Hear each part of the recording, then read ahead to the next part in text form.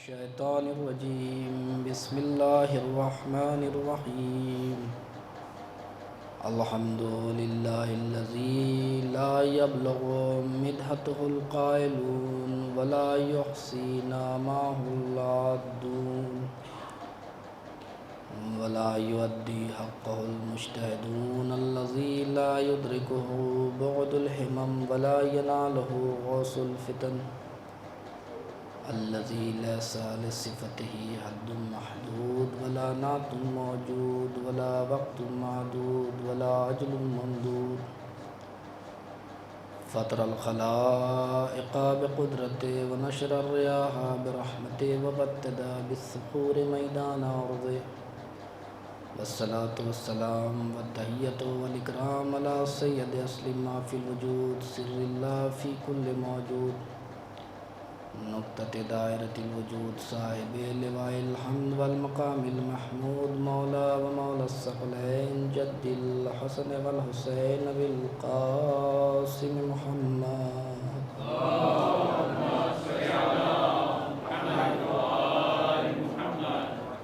ثم الصلاة على أهل بيت الطيبين الطاهرين الذين أذهب الله عنكم الرجس أهل البيت ويطهركم تطهيرا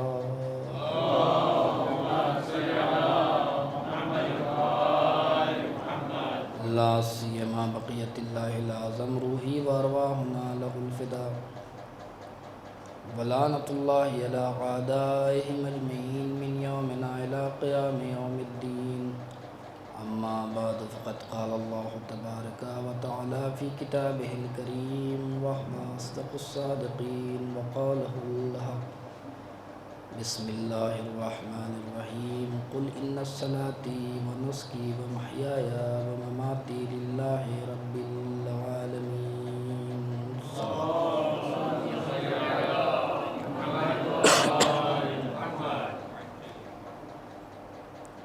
عزیزان محترم،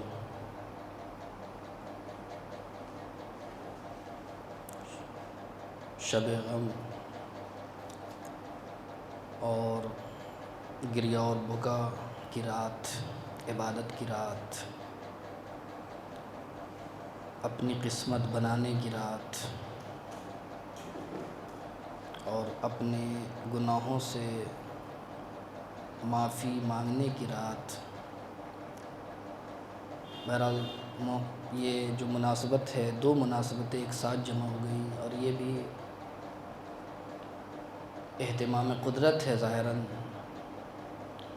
اور کہ جب چونکہ اس مہینے کا جو تعارف کرایا ہے قرآن مجید نے کہ شہر رمضان الذی انزل فیہ القرآن، کہ ہم نے اس مہینے میں قرآن کو نازل کیا، یعنی یہ مہینہ قرآن کا مہینہ ہے، نزول کا مہینہ ہے، اور یہ بھی ہے کہ قرآن صامت ادھر سے ادھر آ رہا تھا اور شب قدر میں قرآن ناطق ادھر سے ادھر جا رہا تھا۔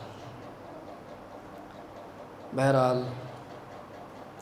دو تین گفتگو ہے، لیکن سب سے پہلے چونکہ شب قدر ہے اور شب ضربت ہے، اس لیے دونوں مناسبتوں کا خیال رکھتے ہوئے ایک دو مورد کی طرف اشارہ کرنا چاہتا ہوں۔ سب سے پہلا مورد کہ انسان شب قدر جس میں ولی خدا کا خاص مہمان ہوتا ہے، ولی خدا ہمارے اور آپ کے امام زمانہ، ہم ان کے دسترخوان پہ بیٹھے ہوئے ہیں۔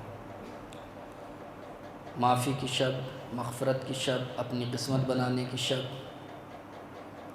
ایک سوال جو ہم سب کے ذہنوں میں ہو سکتا ہے اور آتا بھی ہے کہ آج شب قدر بڑی قسمت ہے، اسی لیے آج ایک روایت پڑھ رہا تھا، شیخ عباس قمی جو صاحب کتاب مفاتیح الجنان، جس سے آپ ہمیشہ استفادہ کرتے رہتے ہیں، پڑھتے رہتے ہیں، ان کی ایک کتاب ہے منازل الآخرہ، اس میں انہوں نے نقل کیا کہ یہ جب شب قدر آتی ہے تو مردے جو عالم برزخ میں ہیں وہ رشک کرتے ہیں آپ کے اوپر کہ جو اس دنیا میں زندہ ہیں، کہ اے کاش ہم بھی ان زندوں کی طرح آج زندہ ہوتے تو اپنے گناہوں کی معافی خدا سے طلب کرتے۔ مغفرت کرتے ہیں، وہ رش کرتے ہیں کہ اے کاش ہم ابھی ہمارے پاس فرصت ہے، اللہ نے یہ موقع دیا ہے کہ ہم اپنے گناہوں کو معاف کروا سکیں۔ لہٰذا ایک سوال جو ہم سب کے ذہنوں میں آ سکتا ہے کہ آج کے دن کیا کیا جائے، کیا کیا جائے؟ سوال ہو سکتا ہے۔ اس کا جواب ایک حدیث ہے جس کو سید ابن طاؤس علیہ الرحمہ نے اپنی کتاب اقبال میں نقل کیا ہے، اور یہی جو حدیث ہے جو جناب موسیٰ کے حوالے سے، جو جناب موسیٰ کی آرزو ہے وہی ہماری آرزو ہونا چاہیے، وہی تمنا ہماری ہونی چاہیے۔ جہاں پیغمبر اسلام سے روایت ہے کہ جناب موسیٰ نے پیغمبر اللہ سے یہ دعا کی، پروردگار ارید قربک، اے میرے اللہ میں تیری قربت چاہتا ہوں، تیری نزدیکی چاہتا ہوں۔ آپ ساری عبادتیں کیوں کرتے ہیں؟ اس کے سب سے پہلی چیز، کوئی عبادت کہے جانے کے قابل ہی نہیں جب تک کہ اس میں قربتاً اللہ کی نیت نہ ہو۔ یہی تو ہے سارا ہدف، مقصد، پرپز عبادتوں کا، کیا ہے کہ ہم اللہ سے قریب ہو سکیں، یہی تو ہے۔ تو جناب موسیٰ کی یہی دعا تھی، پروردگار الہی ارید قربک، پروردگار، اور یہ سلیقہ دعا ہے کہ ہم اللہ سے کیا مانگیں، یہ بھی ہے چونکہ دعاؤں کی رات ہے۔ پروردگار الہی ارید قربک، پروردگار میں تیری قربت چاہتا ہوں، تیری نزدیکی چاہتا ہوں، میں کیا کروں؟ تو ادھر سے جواب آیا، قالا قربی لمن یستیقظ لیلۃ القدر، میرے بندے موسیٰ میری قربت اس کے لیے ہے، میری نزدیکی اس کے لیے ہے کہ جو شب قدر میں بیدار رہے۔ اس میں سب سے پہلا عمل کیا ہے؟ آپ سنتے ہیں کہ شب قدر میں انسان بیدار رہے۔ اتنا اہمیت کہاں ملے بیدار رہنا کہ صدیقہ طاہرہ اپنے بچوں کو کم کھانا کھلاتی تھی، بچوں کے اوپر جبکہ تکلیف نہیں ہے، وہ سوئیں جاگے کوئی مرحلہ، لیکن اس شب کی اتنی اہمیت ہے کہ بہت کم کھانا کھلاتی تھی تاکہ رات میں جاگ سکے بچے جو مطلب اگر وہ سو جائے کوئی مشکل نہیں ہے، لیکن اس شب کی اہمیت کو بتانے کے لیے صدیقہ طاہرہ کا بیدار رہیں، یعنی ایک خود عبادت ہے کہ اگر انسان اللہ کی قربت چاہتا ہے تو اس رات شب قدر میں جاگے، انسان بیدار رہے۔ البتہ بیداری کا معنی ہے کہ ایک انسان بیدار رہے کچھ نہ کرے تو کیا وہ فائدہ مند ہے؟ کا نہیں، بیداری سے مطلب ہے کہ خواب غفلت میں نہ ہو، غفلت کا شکار نہ ہو، عبادت میں ہو، تفکر ہو، غور و فکر کر رہا ہو، یہ ہے بیدار رہے۔ مطلب بیدار رہیں آپ دوسرے کام میں، فٹ بال دیکھ رہے ہیں، کرکٹ کھیل رہے ہیں، تو یہ بیداری کیا آپ کو اللہ سے قریب کر دے گی؟ نہیں، اسی لیے کہ غفلت سے انسان دور رہے۔ اسی لیے امام حسن سے پوچھا کہ فمل غفلت، یہ غفلت کیا ہے؟ تو امام نے فرمایا کہ ترک المسجد، مسجد کو ترک کرنا۔ سب سے پہلی چیز غفلت کی نشانی کیا ہے؟ انسان غافل کون ہے؟ اور غفلت اتنی بڑی ہے کہ امیر المومنین علی بن ابی طالب فرماتے ہیں کہ انسان کا سب سے بڑا دشمن ہے غفلت۔ اگر انسان، اور یہی وجہ ہے کہ ابن ابی الحدید معتزلی کہتے ہیں کہ یہ غفلت نہیں تو اور کیا ہے کہ ایک انسان آتا ہے شب قدر میں، ایک ولی خدا کو خدا کے نام پر تلوار چلاتا ہے، یہ غفلت ابن ملیم کی غفلت ہے۔ یہ شب قدر کا انتخاب کیوں کیا اس نے؟ اب یہ بھی واقعی مظلومیت امام علی کا ایک پارٹ ہے کہ شب قدر کا اس نے یہ کیوں انتخاب کیا؟ اس لیے کہ اس میں ہماری عبادتیں کئی گنا ثواب ہے، لہٰذا علی کو قتل کرنا، ایک ولی خدا کو قتل کرنا خدا کے گھر میں، یہ غفلت نہیں تو اور کیا ہے؟ تو غفلت سے بڑا کوئی دشمن نہیں ہے۔ اسی لیے امام حسن نے کہا فمل غفلت، غفلت کیا ہے؟ ترک المسجد، مسجد کو ترک کر دینا۔ جس کا خدا کے گھر سے رابطہ ٹوٹ جاتا ہے وہ غفلت کا شکار ہے۔ اسی لیے کبھی گاہے بگاہے آ جایا کریں، یعنی جو البتہ آپ آتے رہتے ہیں، کہ اپنا رابطہ جو ہے مسجد سے نہ توڑیں، ترک المسجد، کہ مسجد کو اگر انسان ترک کرتا ہے تو انسان غافل ہے، اور انسان غافل ہے تو پھر خدا سے قریب نہیں ہو سکتا۔ وطاعتک المفسد، اور مفسد جو بیکار انسان ہیں، فسادی انسان ہیں، ان کی اطاعت کرنا، یہ غفلت ہے۔ لہذا یہ انسان جاگے تو خواب غفلت سے بیدار رہے، اللہ کے بارے میں تفکر کرے۔ اسی لیے ایک آپ دیکھیں کہ اس رات میں مذاکرہ علمی کرنا، علمی گفتگو کرنا جو آپ کے دین اور دنیا میں خیر کا سبب ہو، وہ بھی ثواب رکھتا ہے۔ تاکید کیا گیا اس رات میں، شب قدر میں۔ تو سب سے پہلی چیز کیا ہے؟ الہی قرب، قال قربی لمن یستیقظ لیلۃ القدر۔ اگر اے موسیٰ، اگر تم میری قربت چاہتے ہو تو شب قدر میں بیدار رہو، خواب غفلت سے بیدار رہو، پہلا مورد۔ اس کے بعد جناب موسیٰ نے ایک اور کہا کہ قال ارید رحمتک، پروردگار میں تیری رحمت چاہتا ہوں۔ کیسے ملے گی رحمت؟ اسی لیے ایک جملہ ہے دعائے ابو حمزہ صومالی میں جو ہمارے لیے امید کی کرن ہے۔ امام سجاد فرماتے پروردگارا، جب میں اپنے گناہوں کو دیکھتا ہوں تو ڈر جاتا ہوں، جب میں اپنے گناہوں کو دیکھتا ہوں تو ڈر جاتا ہوں، لیکن جب تیری رحمت کو دیکھتا ہوں تو امیدوار ہو جاتا ہوں۔ تو اس امید کو ہمیں اس حاصل کرنا چاہیے۔ کہتے ہیں قال ارید رحمتک، میں کیسے تیری رحمت کو حاصل کروں؟ میں رحمت چاہتا ہوں۔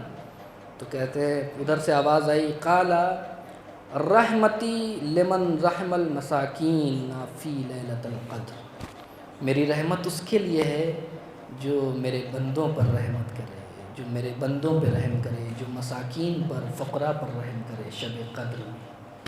اب آپ سمجھیں کہ خدا کی رحمت کو اگر آپ حاصل کرنا چاہتے ہیں تو جو مستضعف ہیں، جو کمزور ہیں، ان کے اوپر رحم کریں، اس لیے کہ اگر ہم نے رحم نہیں کیا، من لا یرحم لا یرحم، یہ سنت الہی ہے کہ اگر تم بندگان خدا پہ جو آپ سے کمزور ہیں ان پہ رحم نہیں کرو گے تو خدا کل تم پر بھی رحم نہیں کرے گا۔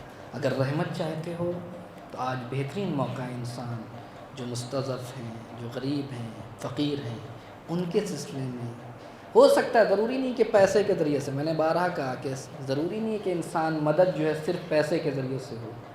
اب ہو سکتا ہے کہ انسان کے پاس علم ہو، وہ علم کے ذریعے سے جو علمی میدان میں پیچھے ہیں ان کو جو ہے گائیڈ کر سکتا ہے، یہ بھی ایک نمونہ ہے، ضروری نہیں ہے۔ تو رحمت ہے، اور رحمت آج کی شب ایسی رحمت ہے، اسی لیے ایک شخص آیا اور اس کے بعد پیغمبر اسلام سے پوچھا یا رسول اللہ من یحاسب الخلق الی یوم القیامہ، کون ہے آپ یہ بتائیں کہ قیامت کے دن ہمارے یہاں حساب و کتاب کون کرے گا؟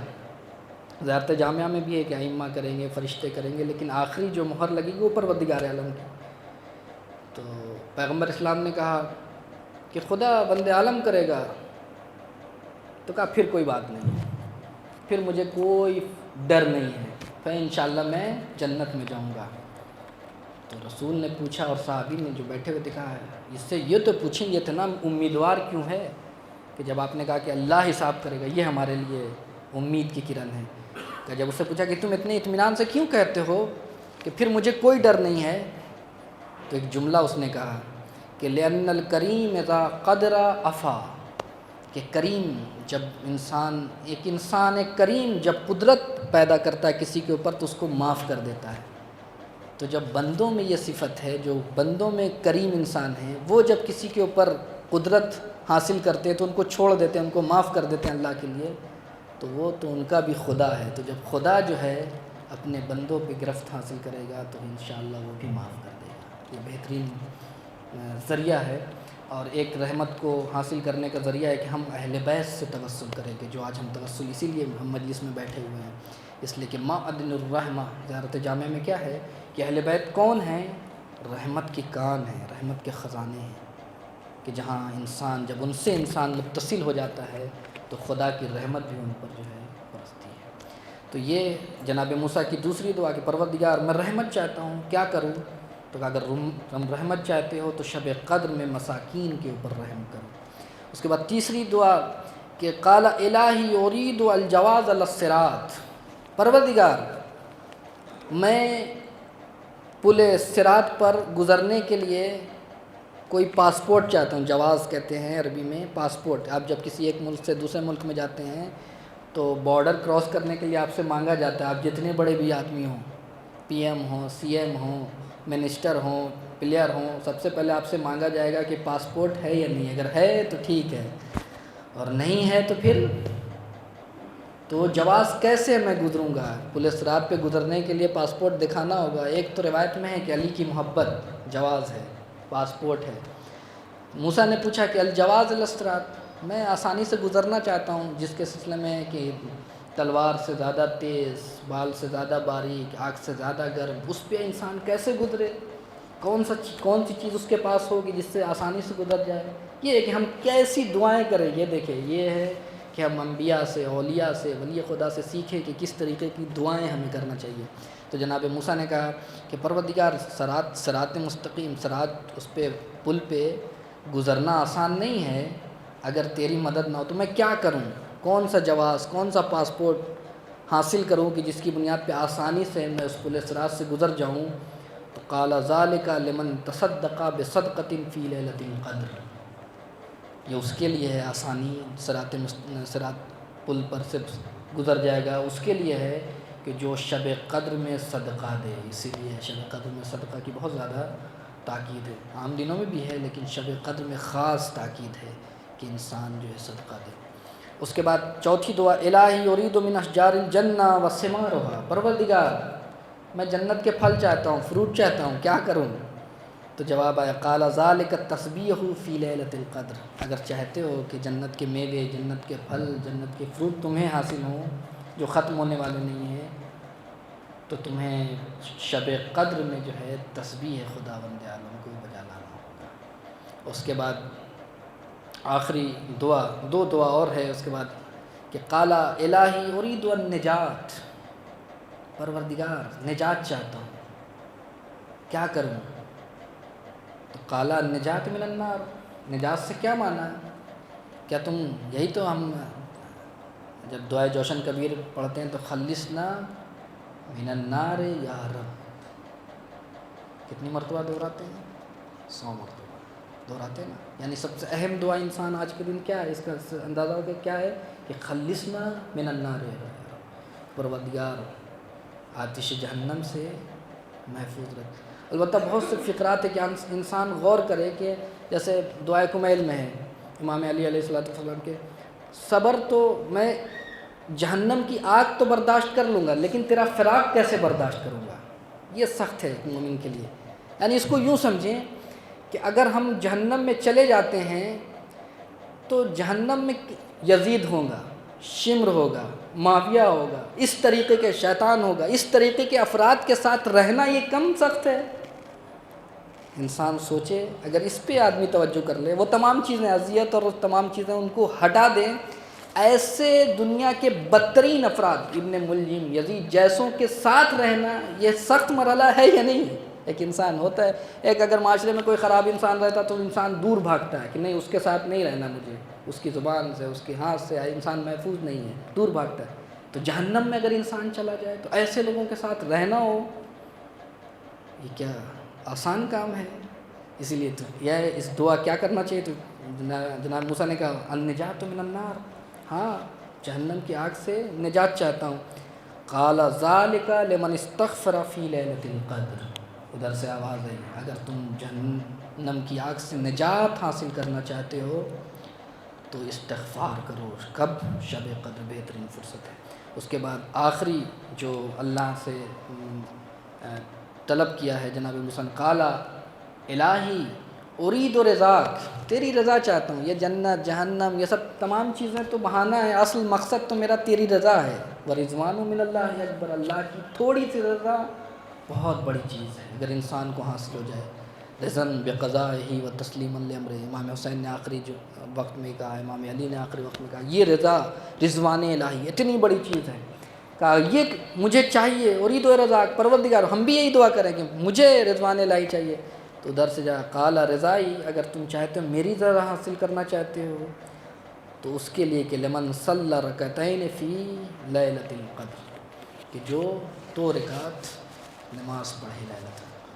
بس یہ شب قدر کے حوالے سے میں نے چاہا کہ بیان کر دیں تاکہ انسان سمجھ سکے کہ یہ کون سی شب آئی ہے اور اس کا استقبال ہم کیسے کریں.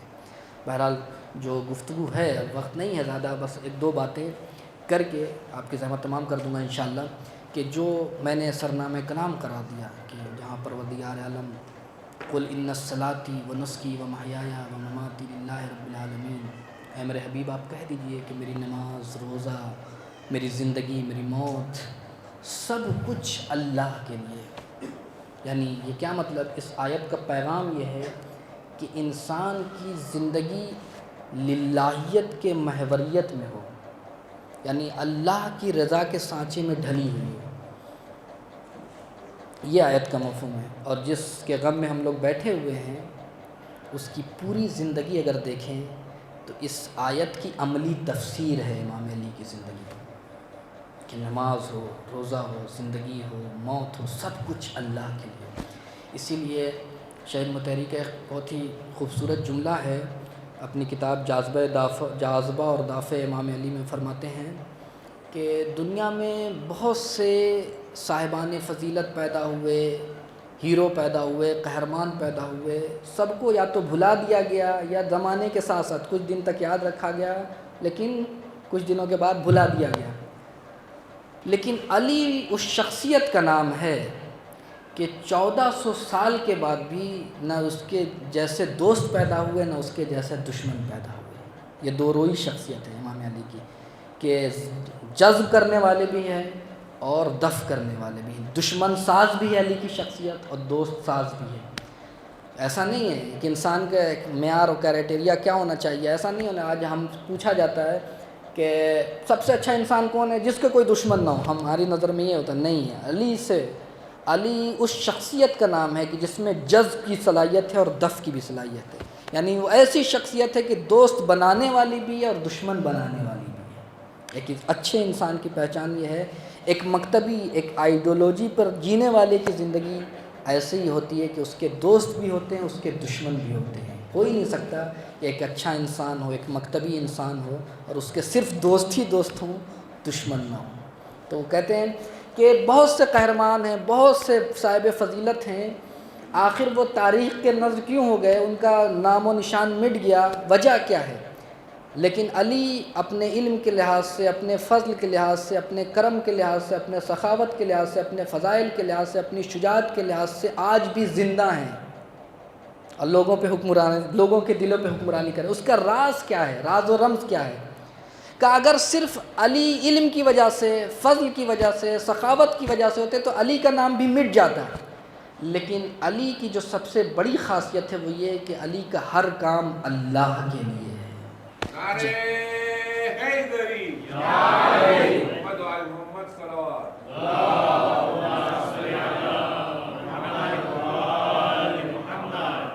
علی کا ہر کام اللہ کے لیے ہے، اور جس کا ہر کام اللہ کے لیے، اللہ اس کے چرچے کو باقی رکھتا ہے۔ اور اب بہرحال میرا اس میں وقت تھا کہ میں کچھ بیان کروں تربیتی حوالے سے کہ امام علی نے اپنے زندگی کے آخری لمحات میں امت کی تربیت، اس لیے کچھ لوگ تو ہوتے ہیں کہ جن کا عمل اللہ کے لیے ہوتا ہے، لیکن کچھ لوگ ایسے بھی ہوتے ہیں کہ جن کا نہ صرف یہ کہ عمل اللہ کے لیے ہوتا ہے بلکہ ان کا ہر عمل آنے والی نسلوں کو اللہ یاد دلاتا ہے۔ بہت فرق ہے دونوں میں عزیزو۔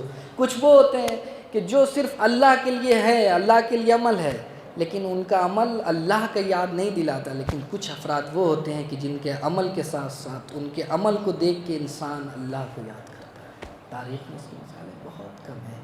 علی کی شخصیت ایسی ہے، اگر آپ دیکھنا چاہتے ہیں ایک دو مورد میں بیان کروں گا کہ یہ جو شہادت کے سنگین ترین ماحول میں علی نے امت کی تربیت کا کیا سامان فراہم کیا، البتہ بہت سی تھی باتیں لیکن بہت سے واقعات میں کٹ کر رہا ہوں، 2-3 واقعات جلدی کہ دیکھیں علی اس شخصیت کا نام ہے جو جاتے جاتے امت کی تربیت کا سامان فراہم کر رہا ہے۔ یہ ہے ایک انسان کا کمال، یہ کہ اس کی پوری زندگی خدائی زندگی ہے، الہی زندگی ہے۔ آپ نے سنا ہوگا کہ مصائب کے ذیل میں یہ سب بیان ہوتا ہے، لیکن مصائب کے ذیل میں یہ فضائل ہیں عزیزو۔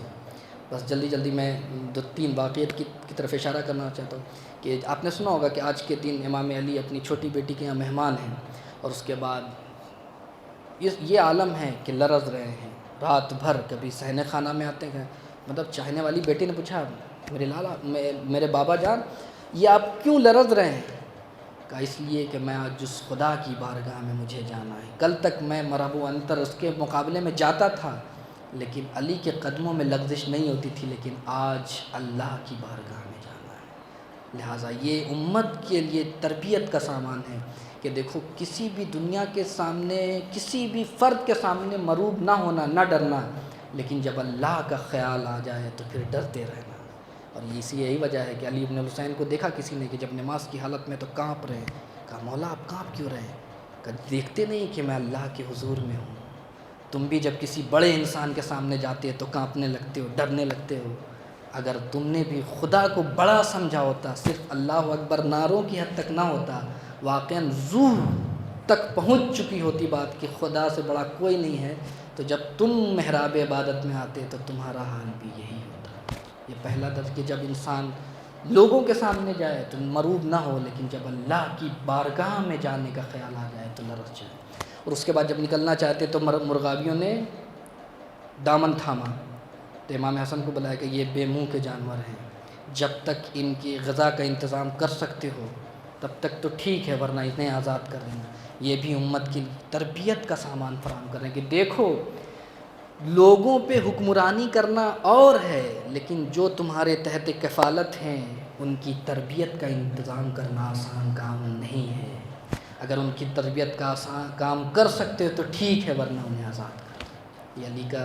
اور اس کے بعد آئے امام علی، گلدستہ اذان پر اذان دی۔ کون علی؟ یہ کون اذان دے رہا ہے؟ آج ہم سے پوچھا جاتا ہے کہ یہ کون صاحب ہیں مسجد میں؟ یہ فلاں مسجد کے مؤذن ہیں۔ بڑا حقارت سے ہوتا ہے ہمارا سماج، ہمارا معاشرہ۔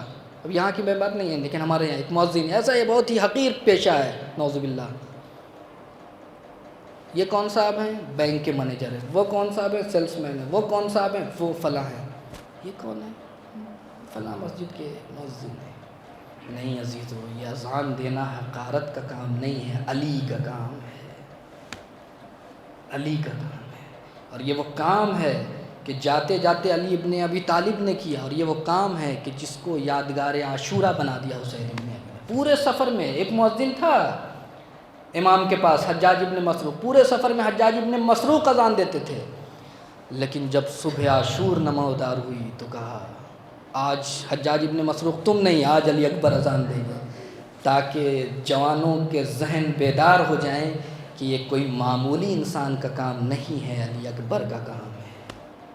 کل دادا نے یہ اعلان کیا تھا کہ اذان دینا، اسی لیے روایتوں میں ہے کہ اگر اذان دینے کا ثواب معلوم ہو جائے تو ندیاں بہہ جائیں اذان دینے کے لیے، خون کی ندیاں بہہ جائیں، خوریزی ہو جائے اگر ثواب معلوم ہو جائے، تو یہ حقارت کا کام ہے۔ اس کے بعد ابن ملجم سویا ہوا ہے، جانتے ہیں کہ قاتل ہے، تلوار چھپائے ہوئے ہے، ہم اور آپ رہتے کہ سویا ہے تو سویا رہنے دیں، لیکن نہیں، اٹھایا۔ میں جانتا ہوں کہ تیری نیت کیا ہے، بس یہاں پہ مرحوم علامہ ذیشان صاحب کا جملہ کہ جاتے جاتے کوفہ والوں کے ذہنوں کو بیدار کیا ہو یا نہ، لیکن ساری امت کے ذہنوں کو بیدار کر دیا کہ دیکھو اگر علی والے ہو تو علی اپنے دشمن کا بھی سونا نماز کے وقت گوارا نہیں کر سکتا، یہ کیسے گوارا کر سکتا ہے کہ اس کے چاہنے والے ہوں اور نماز صبح جو ہے قضا ہو جائے۔ یہ جاتے جاتے، اور اس کے بعد مرحلہ آیا جب تلوار چلی، اور اس کے بعد جب امام حسن آئے ہیں تو یہ نہیں کہا کہ نماز پڑھو، ابھی مصائب نہیں ہے، 2 منٹ میں چاہتا ہوں کہ ابھی مصائب کا مرحلہ نہیں ہے، آئے اور اس کے بعد یہ فضائل میں مصائب ہیں عزیزو۔ اس کے بعد جب تلوار چلی ہے امام حسن آئے، اور اس کے بعد سب سے پہلا جملہ کیا کہا کہ بیٹا نماز پڑھاؤ۔ نماز پڑھنا ایک کام ہے اور جماعت کے ساتھ پڑھنا یہ دوسرا کام۔ یہ جاتے جاتے علی درس دے رہے ہیں عزیزو۔ یہی وجہ آپ دیکھیں کہ ہمارے یہاں کیا ہوتا ہے کہ مشکل یہ ہوتی ہے کہ جب کوئی مصیبت آتی ہے، اگر خدا نخواستہ کسی کا، شاید میں نے کبھی مثال دیا ہو، پھر اگر دینے میں کوئی مذائقہ نہیں ہے، تو سب سے پہلا کام یہ ہوتا ہے کہ نماز چھوڑو، ہوتا ہے یا نہیں؟ امام علی کے اوپر مغز سر تک تلوار کا ضرب پہنچ چکا ہے، لیکن یہ نہیں کہا کہ مجھے سنبھالو، کہا نہیں پہلے نماز پڑھو۔ یہ جاتے جاتے بتا رہے ہیں کہ نماز کے لیے آج ہمارے یہاں ہوتا ہے کہ سب سے پہلا کام جو ہوتا ہے کہ نماز چھوڑو۔ اگر کسی نے کہہ دیا کہ بھائی یہ تو چلے گئے، تمہارے باپ تھے، ماں تھی، اب نماز قضا ہو رہی، نماز پڑھ لو، تو وہ تو شاید کچھ نہ کہے، کتنے رشتہ دار کھڑے ہو جاتے ہیں، آپ کو نماز کی فکر ہے، اس کا باپ مر گیا، اس کی ماں مر گئی ہے۔ نہیں، جاتے جاتے امیر المومنین نے یہ بھی کہا کہ پڑھو، اور دیکھیں بیٹے میں کتنا عزم اور حوصلہ ہے۔ ایک بیٹے کی سائیکلوجی کیا ہوتی ہے کہ اگر کوئی اس کے باپ کو زخمی کرے تو دو صورت ہوگی. سائیکلوجی یہی تو کہتی ہے کہ یا تو زخمی باپ کو تھامے گا اگر فرط محبت سے بے چین ہے، یہی تو ہے ایک، یا اگر انتقام سے سینہ لبریز ہے تو قاتل کو پکڑے گا، یہی تو ہے. ایک جوان کی سائیکلوجی کیا ہوتی ہے. لیکن یہاں پہ امام حسن کا کلیجہ ہے کہ نہ زخمی باپ کو تھاما نہ قاتل کو تھاما، اور اس مسلح پہ، وہ مسلح کہ جس کے اوپر اس کے باپ کا لہو تھا، وہیں پہ مطمئن پیشانی رکھ دیا. سبحان ربی الاعلیٰ و بحمدہ. یہ عبادت کی معراج ہے. اگر ہم نے باپ بیٹے کی زندگی سے درس لیا ہوتا تو کبھی زبان پہ ہمارے یہ جملہ نہ آیا ہوتا کہ نماز پڑھنا ہی تو ہے، گھر میں پڑھ لیتے ہیں. یہ نماز پڑھنا ایک کام ہے اور اس کو جماعت کے ساتھ پڑھنا دوسرا کام ہے. ہاں عزیز، بہرحال اب وقت گزر گیا، زیادہ وقت ہو گیا، میں اپنی گفتگو کو روک رہا ہوں عزیز. انشاءاللہ کل گفتگو کروں گا کہ تربیت کا سامان فراہم کیا جاتے جاتے امیر المومنین نے، اور اس کے بعد جب سر پہ ضربت لگی ہے تو ایک اور کام کیا کہ مسلح کے خاک اٹھایا اور زخم پہ لگانے لگے. اس خاک پہ جس پہ علی ابن ابی طالب کا خون گرا ہوا تھا، اس خاک کو اٹھایا اور اپنے زخم پہ لگانے لگے. اللہ جانے، آج کسی بھی طبیب، کسی بھی ڈاکٹر کے پاس چلے جائیں، آپ سوال کریں تو یہی کہتا ہے کہ جہاں پہ زخم ہو وہاں پہ خاک نہ لگنے پائے، وہاں پہ مٹی نہ لگنے پائے.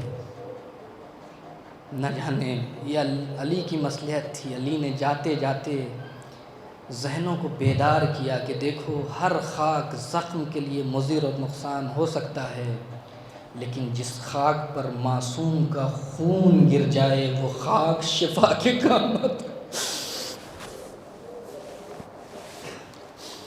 جس خاک پر معصوم کا خون گر جائے وہ خاک شفا ہو جاتی ہے. عزیزو، اس لیے تو ہم کربلا کی خاک کو خاک شفا کہتے ہیں. کہیں اکبر کا خون پیوست ہے، کہیں قاسم کا خون پیوست ہے، کہیں ششماہ علی اصغر کا خون ہے، کہیں حسین ابن علی کا خون. اسی لیے تو ہم خاک کو خاک شفا کہتے ہیں. ہاں عزیزو، آج کی شب سخت ہے ایک بیٹی کے لیے. آپ سوچیں، بیٹی مظہر مہربانی ہے، خدا کی مہربانی کا مظہر ہے بیٹی. اور جب بیٹی، وہ بھی چھوٹی بیٹی ام کلثوم، جب اپنے بابا کو دیکھتی ہے ایسے بھی پریشان ہو جاتی ہے بیٹیاں. اگر باپ اگر سر پہ ہاتھ رکھتا ہے تو فوراً پوچھتی ہے بابا سر میں درد تو نہیں ہے؟ ہوتا یہ نہیں؟ آج اپنی چھوٹی بیٹی کے یہاں مہمان ہیں، اور ایک مرتبہ محبت میں، عطوفت میں، احساسات میں، ایموشن کی دنیا ہے. بیٹی ہے، باپ کی محبت نے کہا دسترخوان پہ دودھ بھی رکھا، روٹی بھی رکھا، نمک بھی رکھا. ایک مرتبہ علی نے پوچھا میرے لال تم نے اپنے بابا کو بھلا دیا؟ کہا بابا یہ کیا باتیں کر رہے ہیں آپ، یہ کیسی گفتگو کر رہے ہیں، میں آپ کو کیسے بھلا سکتی؟ کہا نہیں، تمہیں نہیں معلوم کیا تم نے اپنے باپ کو کبھی دیکھا کہ ایک وقت میں 2 غذا استعمال کیا؟ اب وہ بیٹی ہے کہ ایک مرتبہ چاہتی ہیں کہ نمک کو ہٹا لیں. کہا نہیں دودھ ہٹا لو. اور یہ تو مسئلہ ہے تو اس وقت کھلا کہ دودھ کیوں رکھوایا کہ جب سر پہ ضربت لگی اور جب طبیب کو بلایا گیا تو کہا دودھ غذا میں تجویز کیا. ہاں عزیزو، یہاں تک کہ نکلے بس جلدی، اور اس کے بعد آئے اور مسجد میں جب نماز پڑھی. روایت کے جملے ہیں کہ ابھی نماز نافلہ کے سجدے میں تھے کہ وہ شقی بڑھا اور ایک مرتبہ سر پہ جو ضربت لگائی. تو ایک مرتبہ روایت کے جملے کہ علی نے آہ بھی نہیں بھری، بس ایک جملہ کہا فزت برب الکعبہ. کیوں نہیں کہا؟ آج ہمارے سر پہ اگر ضربت لگ جائے تو آہ واہ ویلا ہو جاتا ہے، لیکن علی نے ایک کہا بھی نہیں. تاریخ نے یہ لکھا کہ کوئی بھی درد کا احساس نہیں کیا. فزت برب الکعبہ ایک جملہ کہا عزیزو. یہ کیوں؟ اس لیے کہ علی تو فاطمہ کو دفن کرتے وقت ہی مر گئے تھے. ہاں عزیزو، تاریخ نے یہ لکھا کہ کسی ایک مرتبہ اپنے رومال سے سر کو باندھا. امام حسن آئے اور ایک مرتبہ وہ عالم فوقہ علیون علی وجہ منہ کے بل زمین پر گرتے ہیں۔ عزیزو نماز امام حسن نے پڑھائی، بس عزیزو آخری جملہ اور آپ کی زحمت تمام، اب لے کے چلنا چاہتے ہیں لیکن ہمت جواب دے چکی، گرتے ہیں، پڑھتے ہیں، یہاں تک کہ حسین بن علی آتے ہیں، ایک جملہ کہتے ہیں بابا آپ کے مرنے سے میری کمر ٹوٹ جائے گی۔ عزیزو حسین ابن علی نے ایک یہاں پہ یہ لفظ استعمال کیا اور ایک لفظ وہاں پہ استعمال کیا، جب ترائی سے بھائی نے آواز دی یا قادری کا خاک ہے بھائی، بھائی کی مدد کو دوڑو۔ بس روایت کہتی ہے ایک مرتبہ کمر کو تھاما، اے میرے بھائیا تمہارے مرنے سے کمر ٹوٹ گئی۔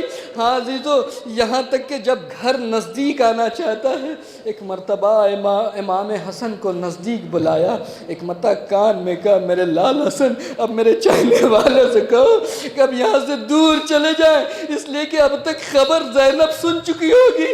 ہاں عزیزو میں نہیں چاہتا کہ میری بیٹیوں کی گریہ و زاری کی آواز میرے چاہنے والے سنے۔